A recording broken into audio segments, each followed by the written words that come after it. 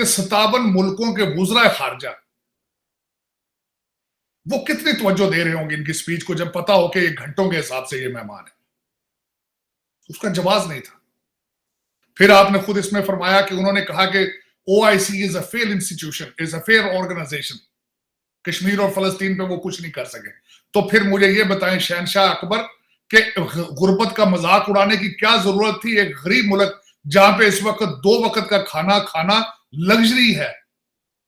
تو آپ نے ان 57 ملکوں کے وزراء خارجہ کو پاکستان کے خرچے پہ بلا کے اسلام آباد میں 3 دن سارا کاروبار بند کر کے آپ شہنشاہ اکبر کو دربار سجانے کی کیا ضرورت تھی؟ رکھا تھا کہ انسان وقت پڑنے پر ضرورت پڑنے پر گدھے کو بھی باپ بنا سکتا ہے، گدھے کو باپ بنا لیتا ہے. لیکن ہم نے آج تک یہ نہیں سنا تھا کہ انسان وقت پڑنے پر ضرورت پڑنے پر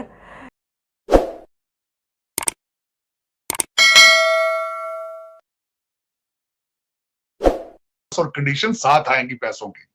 اور ابھی تک آپ کہاں بھی جاتے ہیں پیسے مانگتے پھر رہے ہیں.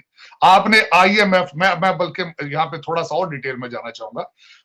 دیکھیں آپ 2 لوگ مین جو ان کے کرنے والے تھے وہ تو بھاگ گئے یہاں سے. آپ نے شہزاد صاحب اور دوسرے ہمارے اعظم خان صاحب. بلکہ یہاں تک تجزیہ یہاں تک ہو رہا ہے عالیہ کہ پچھلے 1 سال میں دیکھیں پاکستان نے ورلڈ بینک اور IMF کو خوش کرنے کے لیے کیا نہیں کیا. اور اس میں لوگ یہ اس کا تجزیہ کر رہے ہیں کہ اعظم خان صاحب اپنی جاب پکی کرتے رہے پچھلے پورے اسلاموفوبیا پہ. کیا وجہ ہے کہ کشمیر پیلسٹائن پہ رنگوینیا کے مسلمان سیرین وہ ریفیوجیز جو مسلم امہ کے سے بلانگ کرتے ہیں وہ سٹیٹ لیس اینڈ ابو آل سب سے امپورٹنٹ چیز وہ کون سی ایسی وجہ ہے کہ ہمیں children of a lesser God سمجھا جاتا ہے. جو کی گلوبل سٹیک ہولڈرز ہیں 48 میں permanent members of security council کی کمٹمنٹ ہوتی ہے، اس کمٹمنٹ کو انڈورس نہیں کیا جاتا. ایک ایسا ملک جو کہ دنیا کا سب سے بڑی ڈیموکریسی آپ کو سمجھتی ہے اور وہ دنیا کی دوسری بڑی مارکیٹ سمجھتی ہے اور دنیا کا دوسرے نمبر کی وہ سو کالڈ سیکولر کنٹری اپنے آپ کو سمجھتی ہے، کس بیس پہ اس کو نہ پوچھا جاتا ہے، نہ اس کو بائیکاٹ کیا جاتا ہے، نہ اس کو چیلنج کیا جاتا ہے. اور پھر UN کے بعد OIC کا رول پوری دنیا میں دوسری بڑی باڈی. 57 اسلامی ممالک کی آواز ان قوموں تک تو چھوڑیں، مسلمانوں کے اندر اور خاص کر مسلمانوں کے کی سٹیک ہولڈرز تک بھی اس کی رسائی نہیں ہوئی. اور پرسپشن کیا تھی کہ OIC ٹوتھ لیس ہے، سپائن لیس ہے، اس نے کچھ نہیں کیا.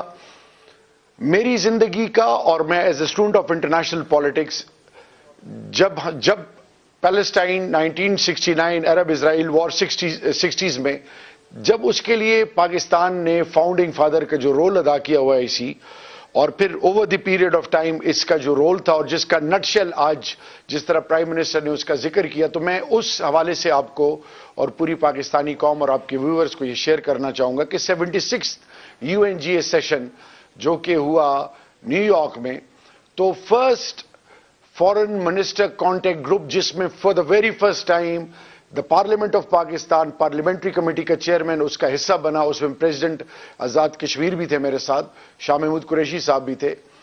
وہاں پہ جب میں نے خاص کر سعودی OIC کے جنرل سیکرٹری کا فورن منسٹر سعودی کی جو سٹیٹمنٹ دیکھی اور سنی اپنی آنکھوں سے جو ان کی کمٹمنٹ دیکھی، اس نے مجھے یہ ریئلائز کرنے پہ مجبور کیا کہ وہ پرسپشن جو دکھائی گئی تھی وہ پرسپشن صحیح نہیں ہے.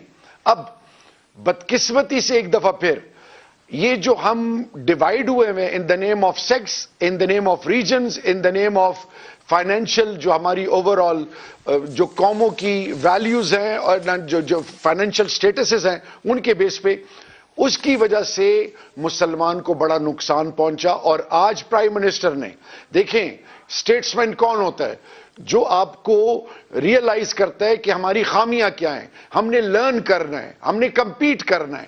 1.5 to 2 billion Muslims are at the receiving end. کیا وجہ ہے کہ